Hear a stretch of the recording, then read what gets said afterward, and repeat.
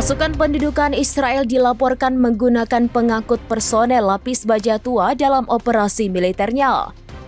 Kendaraan militer tua itu digunakan untuk melawan militan Hamas di jalur Gaza.